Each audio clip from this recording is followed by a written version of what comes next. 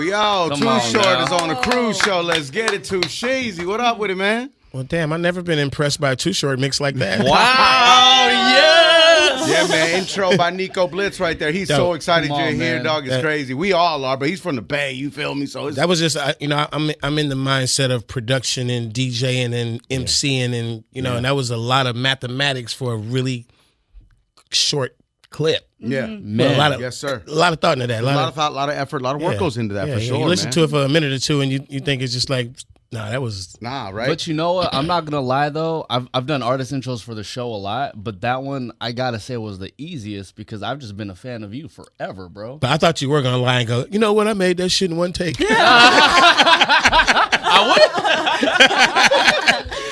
take. Like, I'm not going to lie, but I just did that with one take.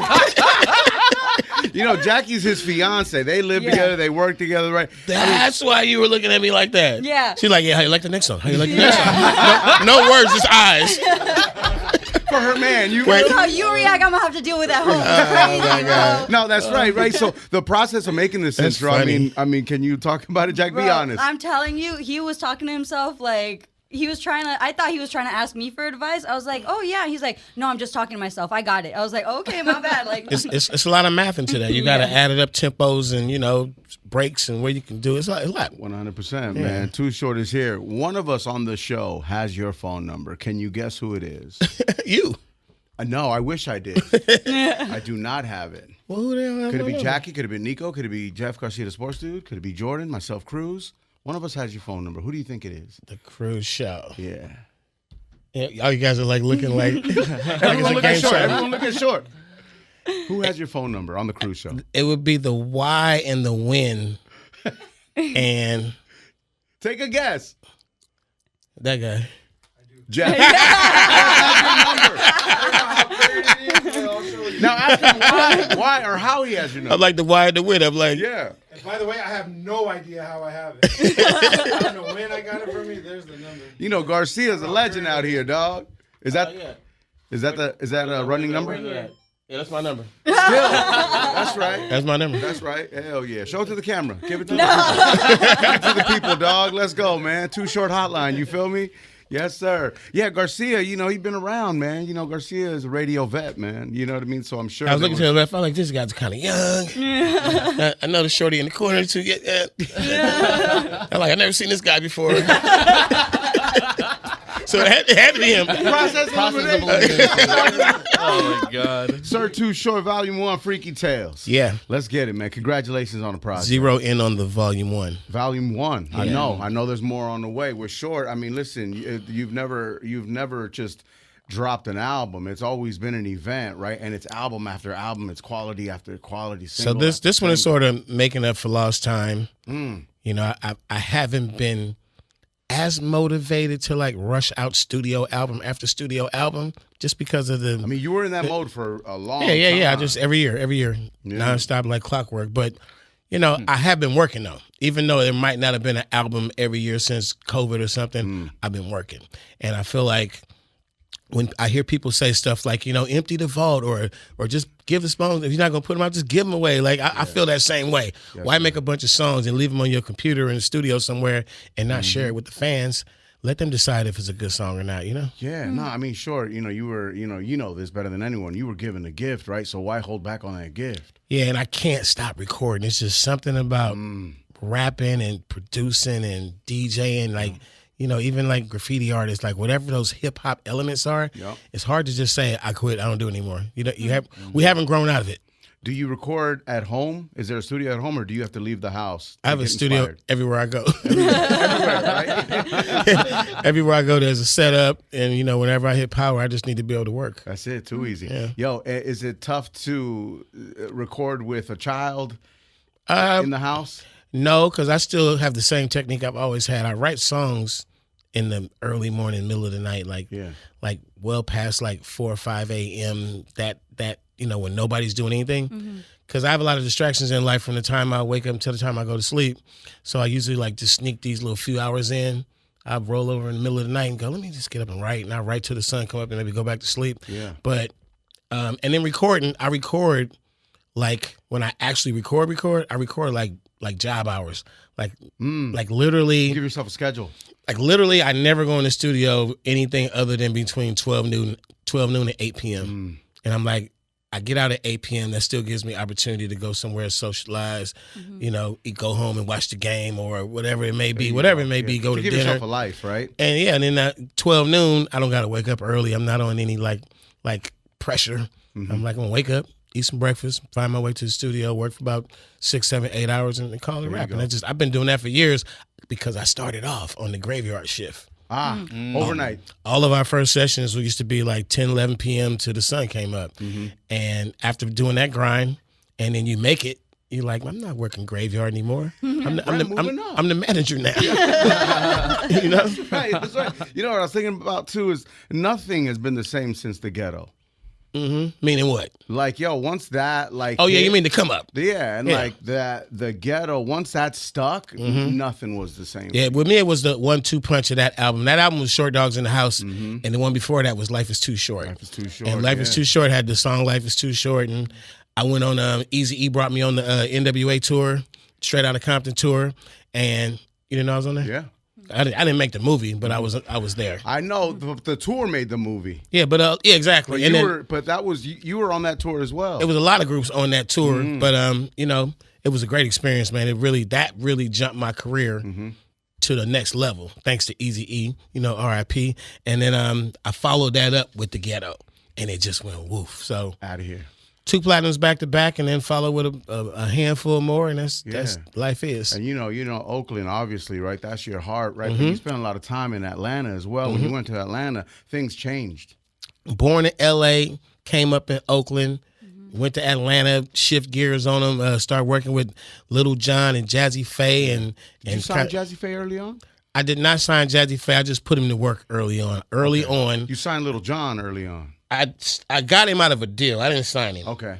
I got him out of a deal and just ripped it to shreds and like, you're free to go do what you do, and just make sure while you're doing it, keep sliding me beats. And that was that's right. That was our friendship right there. And Jazzy Faye was a young producer who used to be around MC Breed a lot. Whoa. And MC Detroit. Breed, rest in peace. Yeah, Flint, Michigan. Over that way. Breed was a really good friend of mine. And he had a lot of rappers and producers and people that were just like really good hanging at his house. And Jazzy Faye was one of those people. Yeah. And I immediately recognized talent, and I used to buy beats from Jazzy like early in his career, and just, as well as a lot of other people who were, privileged enough to know him at that time. For sure. And he can say had a great body of work. So Blow the Whistle was a completely different song. You had to go into the studio when Little John wasn't there and strip the song. Yeah, you heard that story. E40 adds his chapter to the beat. he throws in there that Little John played him that beat before I got it. And we were all mixing and mingling around then.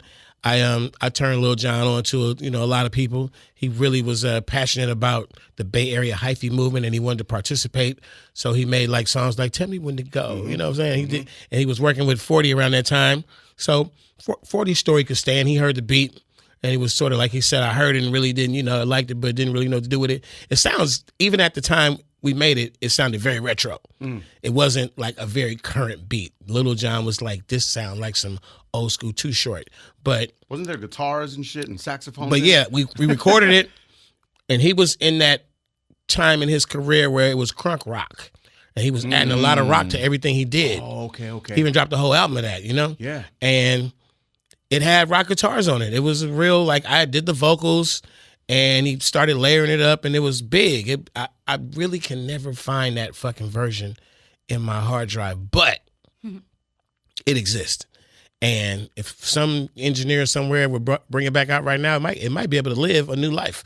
But we had a little argument, a little documented argument, disagreement. I rather wasn't an argument, disagreement. Yeah. I argue with some producers, but not Lil Jon. Right. We disagree. And he wanted the guitars to stay. He was like, "Nah, man, that's it." And I really just didn't. I heard the basic beat, how you know it now, and I'm like, in my mind, like, this is what it has to be.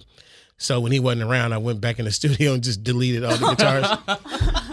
But I'm smart enough as a music guy to let both versions get mixed and mastered. Yeah. But we definitely have to master the not guitar version, and then it's my album. So I had the last, like, we ain't using that guitar. You got the last word, right? Like, nah, this is what we doing, bro. I love you, but this is what we doing. And then he thought, Lil Jon is very opinionated. He was like, man, I don't think, use the other version. But then he, as a music guy himself, he came back later and was like, I think you might have been right on that one. Yeah, nah. Because we've been in the studio, and people like that, like Ant Banks, who I worked with a lot, Scarface, the Jazzy Faze, the Lil Jons. These are people when you're in the studio working with them, if they tell you an idea or an opinion, it's probably right. Like, and I'm very like that myself, but if I'm in the studio with Eric Sermon, he's like, man, we shouldn't let the guitar play right there. I'm probably my brain is going to say, well, don't let the guitar play there because Eric Sermon said it. Right. Those type of people. So, so usually they win the argument. Yeah, for sure. But Short, like the stories that I'm sure have been untold or that are untold, working with Biggie, with Hove, Pac, Pimp C, everybody. I mean, Short got a song with everybody. With a lot of folks from my era, I mixed and mingled in the studio with them, and I was fortunate enough to be from that era where we would all congregate doing shows and be backstage, and nobody would ever say to anybody, "Hey, yo, man, I love your music. Let's do one together." Like, it just wasn't like that. Is everybody too cool, or no? It just wasn't. It hadn't evolved into that yet. It's like, this is my crew. This is my DJ, my dancers, my producer. Nobody wants to mix and mingle any of that. I could. Back in the early days when I first got on the scene, it wasn't even in your mind like, hey man, let me go pull up to Eric Sermon and say, let's do a song together, or let me get one of your beats. It was like I got my own in-house people were making it happen. So later on, I announced my retirement in 1996, and that's kind of when it started. I said I retire, and then my phone started ringing like, hey man, let me get you on the song. Let me get you on the song. And I just take pride in a lot of the big features that I have. It wasn't me backstage walking up to them saying, hey, yo, let's do a song. It was always them calling me. And, a lot of my collaborations with my homies, it was, people wanted to get Too Short on the song. So I understand the MO of most of us now. When you see greatness across the room, you're like, man, we should work. Let's get one in. That wasn't the sentiment in the early days. That's crazy. For the retirement, you had a party. I mean, a going away party. I mean, it was insane. I had a big media press conference. Yeah, it's like, yo. Now, what was the reason for that? I mean, that wasn't really a retirement. Well, and when you look at it from the big picture, it was in my career. Strategically, the most press I ever got for free, like literally, just promoting an album, every outlet you could think of, even non hip hop. It was crazy. It went everywhere, and it was something too that no rapper had ever said at that time. I retired. Like that was like, a rapper, you retire. I was 30 years old, and I was like, yeah, man, I did it already. I got 10 gold and platinum albums. Love y'all, but. I made an album, 2 years later?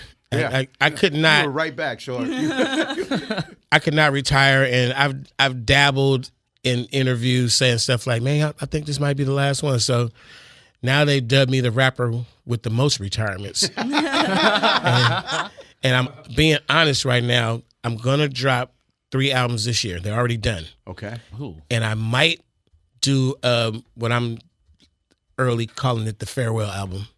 The last studio playing album. We're not going to use the word retirement. Okay. I'm probably going to release my last studio album next year. I'll be 60 years old. I have a body of work that I can stand up on forever, and I'm going to continue to do shows as well as features and whatever. Yeah. But I just kind of I feel like it's done. Wow. Is that a bittersweet feeling for you? Is it what? Is it like a bittersweet feeling for you? No, because I'm comparing my body of work to other artists from all genres. And we have a lot of artists that we love, and we go look at the complete work, and it's 7 albums, 10 albums, 5 albums. And we're happy. I love this artist and what they gave me for life. Yeah. I'm already on like 20 something right Gave us now. everything you had, bro. Yeah. So when I finish, I'll be like 25. You know, artists like KRS-One have even more than 25 right now. If we counted every album E40 drops, he might be up to 30, 40 with all those doubles and triples. Right. And it's a lot of artists that put in a lot of work. I just, at some point, you got to decide, you know, how you gonna finish it. Right. You bake the cake, you put the icing on it. What else you gonna do? You put the candles on top. You light them. What else can you do? No, on the album, you're like, yo, who's got more albums, right? Is it Pac? All right. Is it Jay-Z, I was popping my collar at the end of this album, and I was just letting you guys know. Check the statistics. Look up the stats. Facts are facts. There's a category of artists who have multiple platinum albums, and somebody has the most. Somebody has the next most. I'm in the group of artists, rappers, who have 6 platinum albums. And I also have a bunch of gold albums and a bunch of platinum features, but my solo stuff, I have 6 platinum albums. There are not a lot of rappers who have 6 or more. It's a good group to be in. A lot of great rappers we love have 5 platinum albums. A lot of them have 4 or 3 dope projects. Rappers you probably even like better than me. But I'm just showing you where I'm at in the club. Short been talking that shit since the early '80s, my That's some real shit. Yeah. I'm just saying you got to pop your collar every now and then. And another thing that I take pride in is I don't pop my collar a lot. Like I do it only when necessary. When it's needed. Yeah, I do it, but then I let you find out for yourself. For sure, for shiggity. Hey, so you said when it's all done, you'll be 60, right? So what if you're approached and they say we want to take hip hop to space? Are you down to go? I probably won't go. I'll send some music with you. What album are you gonna send? An unreleased one. Here's a new album. Take the space album. You're not going to space. No, I'm not going to space, bro. Like, You know, they just did it. We haven't even. I'd rather go in the ocean somewhere before I go to space. I'd rather go to the Mediterranean. You want to go explore? We got 95% of the water out here unexplored. What is it about space that scares you? I guess, right? For lack of a better term. I mean, mathematically, as we sit here, all of us in our intellect, is there really space? Yeah, I don't know. I'm saying, like, I don't know. Which one of y'all can show me the equation right now? None of us. Yeah, so I'm like, space. They told me about it, but whatever. I've been looking up, man. The moon ain't went away in like 3 months. I thought the moon used to come and go. It's just sitting there now. Now it's permanent. I don't know what's going on, man. Like, so, you never know. You never really know. It is kind of scary. I'll be here as it gets figured out. For sure. What up, Jack?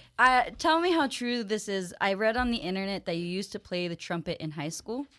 I used to play all instruments a little bit, but I was a drummer in the marching band in high school, and I was also in elementary school band a little bit, and my brother played the trumpet, I played the drums. But I was a band kid who, whenever I got the opportunity, I was trying to learn every instrument, just tinker, just whatever. Yeah. And yeah, I could blow brass horns, the 3-valve brass horns. I could never figure out how to work the woodwinds, which is flutes and saxophones. Clarinets. Too many buttons, and then the way you gotta make the sound. I never could figure that out. But I could actually the trombone. I knew how to because the trombone has really no places to tell you where to stop. Right. So it's a feel. I got enough ear to know when to hit the right note spot. I used to know all that stuff, and then I got to high school. You're talking like you were a band kid. Yeah, I was a band kid. Yeah, I was a band kid up until like 6th grade. Yeah. Okay, that's a young band. You got to get to high school to be a real band kid. No, high school band was not. That's when I really focused in on sports. That's what happened to me. Yeah, like she had for one me, recital, it was, my G. Like I forgot what instrument. I think it was the tuba. They had me Oh my God. on the fucking tuba, and I didn't know how to read the notes, so I would look at the kid next to me and just copy what he was doing. The tuba's some Mexican shit too. No, literally. Yeah. It's mariachi all day. What up, Nico? So Short, we were listening to the album this past weekend, and I believe it was on track number 2. But you said you used to DJ back in the day? Yeah, I still got skills. That's right. I started off as a DJ who would rap at my own parties. So I wouldn't be throwing the party. I would be the DJ of the party, but I would, at midnight, I had a rap partner back there named Freddie B. At midnight, we would stop the music and announced to everybody it's about to have a mini concert. Too Short and Freddie B. We wouldn't like overdo it and try to take over the party. We probably rap for like maybe 15, 20 minutes and just give them, because we're talking like early 80s, and hip hop was something that was rare to see.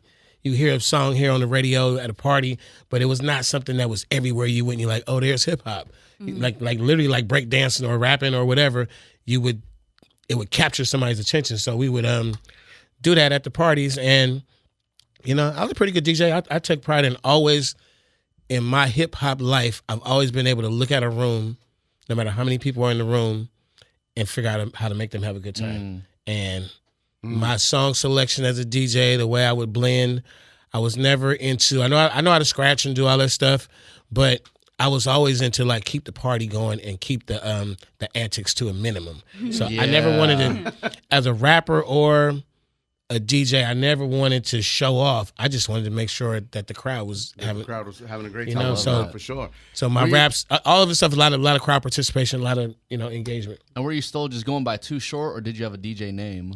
Well, my name is really Sir Too Short. That's why I brought it back on the album. That's right.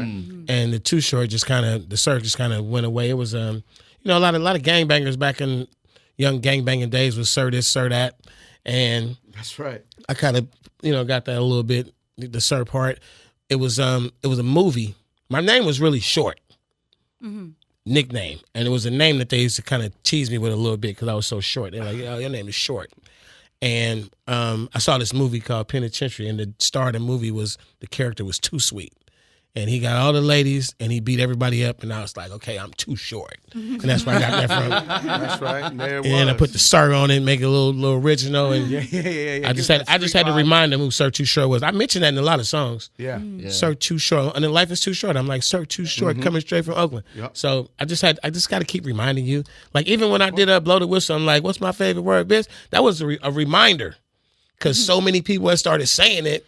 And I'm like, I don't think you guys remember where it came from. That's right here. You mentioned Dave Chappelle in the song. Yeah, I'm taking ownership. That's right. Nah, you got to. And that's a time where you got to pop your collar and talk that shit. Yo, we had Nelly in here, and he was like, yo, my dad's favorite rapper is Too Short, and he finally met him and went crazy. I met him at Nelly's last birthday party, and and I'm glad I got to meet him, man, because I knew this story from when Nelly was a young rapper.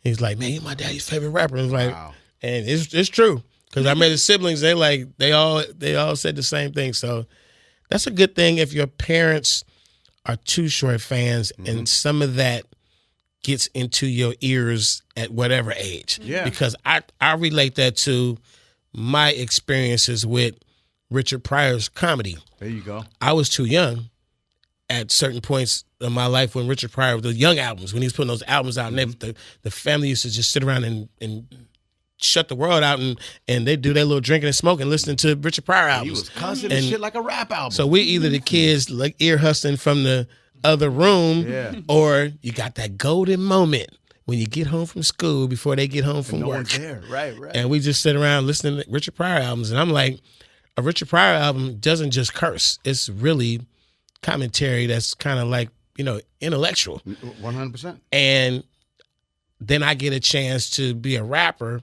and I'm like, I'm going to be a little bit explicit, even in a time where a lot of rappers weren't when I first came out. So I'm thinking Richard Pryor-ish. I have to, use the curse words the right way. It just can't be like, I'm doing this just to be filthy. Right. So it's to paint a picture. Yeah, and I'm highly influenced by Richard Pryor's approach to having explicit comedy. No, you talk about being inspired. I mean, it's happening in here. This is Jordan, who's on our team. That's her dad. Okay.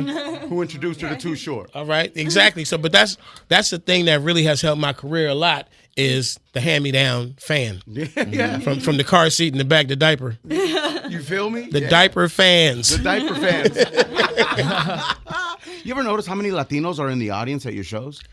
I have been damn near anointed Mexican-ish. Real shit, homie. I have been told some things by Mexicans that just make me want to come to Christmas with them next year. Like, bro, you're my family, bro. I'm like, for real. That's how it feels. I have been told this for many, many years, and I have been invited into many circles of friendship with a lot of Mexican homies, like for real. Yeah, dog. So I'm going 30 plus years of this friendship. You know, I've had rappers come to me and say, like LA rappers, and like, man, why do the Mexicans fuck with you so tough? Like, because it's a little bit of a wall up between some people. Yeah, sure. And it's hard to break that market. Yeah. Like, there's not just something that they go, oh, hot song, I like you. I don't know what it is. I know what got me in. Songs like The Ghetto. Yep. Because I have those songs that are like lowrider songs. Period. My brother loved The Ghetto, bro. Like, I really made lowrider songs in the 80s, and it's like it just resonated. So, you know, I had The Ghetto doesn't even have an 808 drum on it. The thing that's making The Ghetto have a lot of bass. What is that? Is the bass guitar. He's just going bass. boom, boom, boom, boom, boom, boom. He's setting these frequencies that literally, if you were a stereo guy who installed stereos and you took your creations to car shows to win contests, The Ghetto was a song that would win it for you. Because it'd make your fucking trunk. It'll do everything the speakers need to do, even more than a song that's going, like a song like Boys in the Hood, or even like my song Freaky Tales that relies on the 808. It would make the whole car rattle. It would give you a true frequency of bass. Yeah. So, lowrider music. That's all I gotta say. You also have guys asking you to call their women a bitch, though. Yeah, that's a reoccurring thing. Like ladies, Oh, that's crazy. ladies who are like lawyers and doctors and they got PhDs and master's degrees. They're like, you know, maybe a little tipsy, hanging out somewhere, you know, and they're like, oh my God, I just love that song, Call Me a Bitch. And I say every now and then, I very rarely do it, but my go-to line is like, you know, that's my job, and I don't do my job for free. That's right. You gotta pay me. So you stand before me and say, call me a bitch, and I go, no. So the question is, how much for a bitch? You feel me? Like, yo. But then every time a guy asks me to call his girl a bitch, I always do it. I always do it because... Yes, sir. All right, babe, so I'm going to ask him. That's crazy. Crazy. Why do you always do it for the dudes? Because I once had a really good relationship with a woman who said, she said one time, a long time ago, she was with her man and they bumped into me. Yeah. And she said she was looking over at how fascinated he was by me. And she said to herself, if I ever get a chance, I'm going to fuck that guy. Oh my God. Whoa. And she did it many years later. That's right. So I'm like, I may be missing out on something. If I don't make that connection. So. That's crazy, yeah. Based on experiences. Yeah, we got to make that connection. 100%, man. For sure. What up, Garcia? Hey, the Super Bowl's in the Bay Area, and I think all of us want to see you 40 in the culture. No, we're not doing the halftime show. There's been zero. I don't think the halftime show should be just because of what city you're in or what city you're from or what city is being played in.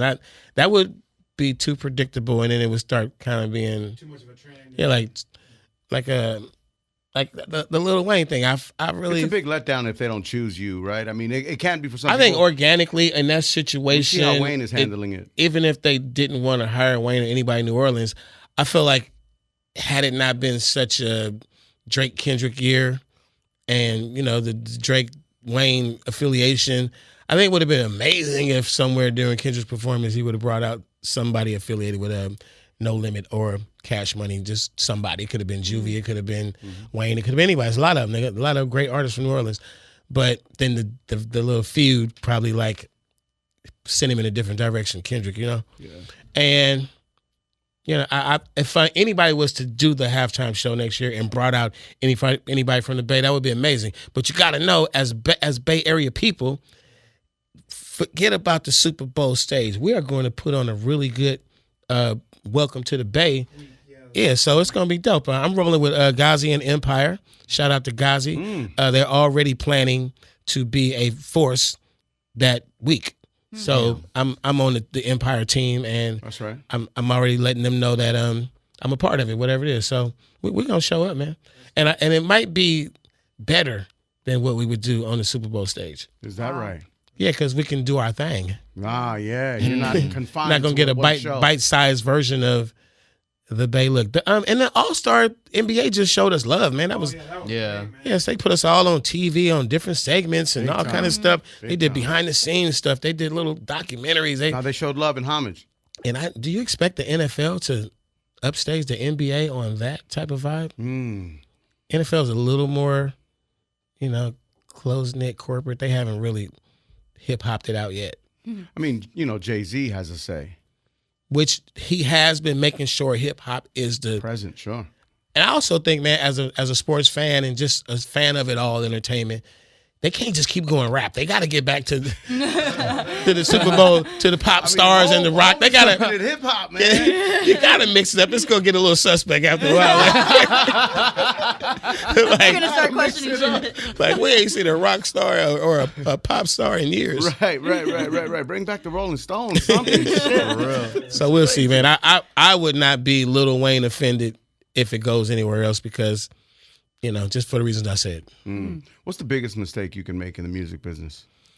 The biggest According to Too mistake Short. you can make in the music business is only using one of those words, music or business. Because if you just stuck on one, you're not really doing it right. So definitely stay on top of your business. If you're a music person, if you let your people handle everything, you will find out one day your people fucked up. Yep. Potentially, you never know. Nah, for sure. Or that you just don't really know your own business. And I think that you should just have a hand in on everything. And then if you're like one of those business people who are just so business that you have not a creative bone in your body and you're just doing it like you don't respect the music or love the music or have a passion for the music, then I think that's a kind of a void too. Like an executive who don't give a F, like I don't like those. They're in there, they're out there. I just don't like those. Like at least like the music, at least like the artist, at least. the very least. At least. Yo, for real. Yo, for the project, right? Picking beats and the features, that's a whole nother process. Those are two different processes, I believe, right? I mean, Larry June is on the project, and Larry June is that guy, right? Coming off of the project with 2 Chainz, right? Which is a crazy album. But picking beats, like how does Too Short pick a beat? Everything is right place, right time with me. Like there's no magic beat or thing that that I'm reaching for. It's like what's available. But a short beat is a short beat. Like you make it. And we do know this. We know this. Yeah. So I'm like, what's available? What's around? What's within reach? Because I'm not reaching too far out, and I'm not waiting or saying I gotta have this feature or pressing somebody to send back a verse.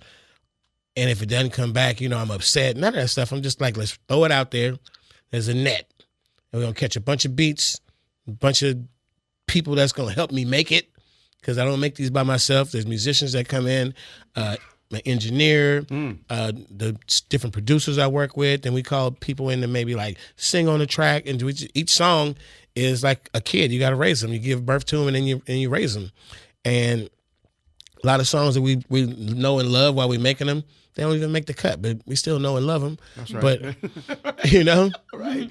Some of the kids do good, some of them don't. It's the way it is, dog. But it be like that. First choice is the funk. Now, I always mention things to about my guy E40 because we talk about this a lot. E40 champions himself as a beat picker. And not only a beat picker, but he sits in the room with us and goes, I'm the best beat picker in this room. Like, even if I don't agree with you, I'm not going to argue with you. Hey, Mr. Champion beat picker. But, we all feel that way. Like, talk to Scarface, talk to Snoop Dogg, talk to Dr. Dre, anybody, talk to them. We all feel like we know how to pick those beats. And mine are, think about every song you ever heard in your life and then think about a Too Short song. Mine are funky. It's always funky. If you are old, like a song searching, you want to go back retro and you don't know all my songs, random, hit it like the lotto. Just pick any random Too Short song. As soon as you hit play, something really funky is going to happen because I don't really rap on solo songs that aren't funky. Yeah, it's got to have that funk. It's got to have that that stank on it, I Yeah, guess. so Right? that's just my cheat code. Yeah, 100%. What up, Nico? Yo, I so want to make sure Nico gets his questions in. man, He's very I excited. mean, there's been a lot of talk about like who's on the Mount Rushmore of like the Bay Area rappers, right? But like, Seen the meme? I kind of want to flip it and like, you know, because we were having this convo about like, you know, LeBron's been carrying the torch, Steph's been carrying the torch, and we're not entirely sure who's carrying it next in the NBA. Yeah. From your perspective, I guess who's like carrying the torch of like that Mount Rushmore for the Bay Area for like this newer generation, in your eyes? Are we talking basketball? Or are we talking rap? Man, we talking rap. Because I'm like, whoa, we going Steph LeBron? Let me rub my hands together. I love that talk. Right? But just so we don't pass that too fast, Steph and LeBron are 4 chips each, equal as can be. Legacy, nobody's beating anybody out legacy-wise. LeBron has more accolades, but Steph Curry changed the game. Literally. So I don't really see them surpassing each other because I don't think either one of them's going to get another chip. And if I'm wrong, I hope it's Steph that gets it. 2025. But the Mount Rushmore of the Bay is always it's 4 people, and it's always because of the influence, it's always Short, 40, and Dre. It's always because of the influence as well as the careers and the songs. Okay. And then the 4th person, it could be a lot of people. It's a lot of people that earn that spot to say, I upheld the Bay, I influenced, I achieved, and I'm dope enough to be that person. And that list is long. It ain't long, but it's extensive in terms of who earned it and who deserves it. And if you told me to pick one, I'm like, it's not. It's tough. It's up for debate, right? Yes, that's what it is. It's like if you're from the Bay and because of whatever your reasons are, you go, those 3, Dre, Short, and 40 are not one of them or 2 of them or none of them are on my list because of this reason. I'm like, you're not including just the founding fathers and their influence. Yeah. The first rappers are not always the best rappers. But in our case, our first rappers, which early on was, Dre wasn't early on, but he was there. And we came out like, even like the early days, Be Legit, Richie Rich, like it's rappers, rapping forte, who are the pillars, the foundation. And you got to say, who's my guy? Spice One came out at a young age and was there from, he got some really good songs. It's a lot of people that you could say, who's my guy? But if you don't pick Dre, Short, or 40, then you got to have some really good reasons for me as to why you didn't. Yeah. And I know like Pac was considered Bay Area too. He's considered New York. He's considered L.A. Yeah, but even just Did his some time in Atlanta. just even like his 1/4 of Tupac Bay could fit right there on that slide. We'll take it. It's. I respect a lot of our artists because of the hustle, because of the self maintaining careers. Period. I mean, G-Eazy's from the Bay, from Oakland. Whatever. What about Mount Westmore? Is there another album? Mount Westmore recorded so many songs during the COVID shutdown. I think we released a project with 15, 16, 14 songs. I can't remember. Yeah. We recorded about like 45 songs. So there's been another album. So it's I don't want to use the word politics, but it's a lot of bosses in Mount Westmore, and you got to talk to a lot of people to get the project through because of scheduling and finances, and it has to make sense always to those guys. We're talking Ice Cube, Snoop Dogg, E40. You don't just go, hey man, put the album out. No, they're like, bruh. Like the Mount Westmore album was clocking like major money before it ever came out. Yeah. Because Snoop Dogg is corporate Snoop Dogg, Ice Cube is a filmmaker. It was in really good hands. So I ride around right now listening to a file on my hard drive that's called Mount Westmore Unreleased Album. And that shit is jamming. But for you guys to hear it, you'd have to ride in my car one day or be in my studio one day or something. But that's right. It's not slated for a release date, but it's definitely, the group has a group text that goes forever. And it's always about Mount Westmore, or it's about sports, or it's about patting each other on the back for something that's going on present day or whatever. And might just be a joke. It might be whatever. Somebody just trying to turn everybody on to some current event. It keeps going. But every once in a while, it's like, hey, when we're gonna do the rest of these songs. So I'm a motivator in that aspect. I'm always reminding, like on a random day, a text will come from me like, you guys do know we have like 30 unreleased songs. And then I just go dark. Guys, we did the work. I'll see you later. You guys still talk shit about football in that group text? Because I remember last time you guys were here, I guess it's big time. Because DJ Pooh is also a part of the whole process, and he's a diehard Chiefs fan. So at all times it's Raiders, Niners, Steelers, and Chiefs. And you know, Pooh gets the last laugh, you know, but we all know that the Kansas City Kingdom, whatever they call that crap.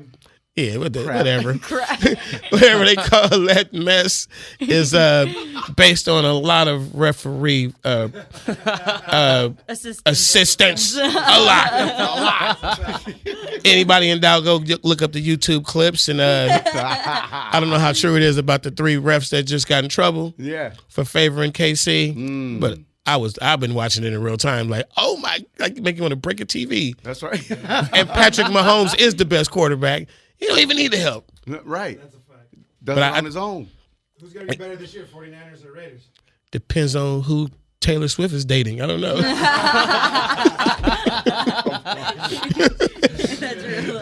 my God. I like the Raiders, man. I mean, it's all in the marketing, bro. Like, you got to figure every time. You think so? Yeah. Every time, even if it wasn't Kelsey catching the touchdown, every time KC scored, they panned to her. Yep. When they won the AFC Championship last year and the confetti's falling, they go to her. What are you doing on the field? How'd you get down there that fast? They knew what they were doing, man. She's definitely on the payroll. Nah, for She sure. definitely on the payroll. If we find out that... But she's also made them a lot of money too, right, for just showing up. If we find out 87 never banged her, I wouldn't even flinch. I'd be like, I knew he wasn't hitting that. I knew you wasn't hitting that. Are you going to Vegas for the A's? For the A's, I have a residence in Vegas, and I've never been upset with the Raiders. I understand the politics and the business of it. I feel like the city of Oakland fumbled 3 times with the Warriors, the Raiders, and the A's. I think that they should have kept 3 of 3, 2 of 3, at least 1 of 3. Right. At least 1. All they wanted was a nice house. They just wanted, you know, like the Sacramento Kings flirted with leaving Sacramento, and then Kevin Johnson, an ex-player, became the mayor, or was the mayor, and fought for the team to stay, and they stayed. Like, you got to fight for your teams. I think that Seattle should have an NBA franchise because they lost their team in the way they lost it. They should have got the Clippers or something, man. The Clippers should have went to Seattle. We would have been all right with that. It was cool. I like the Clippers, man. I keep waiting for a Clipper-Laker series. That's never going to happen. If it did, it's going to be like fights in the stands. Yeah. Fucking Ice Cube is going to be upset. You know, he hates the Clippers, bro. I know. Yeah. Like, they don't even exist. No, hell no. He says who? If you mention him, it's crazy. It's wild. It's going to happen one day. You think so? Garcia, you think so? I hope so. Yeah? I hope so. Battle of L.A.? I hope so. That'd be Battle crazy. of LA.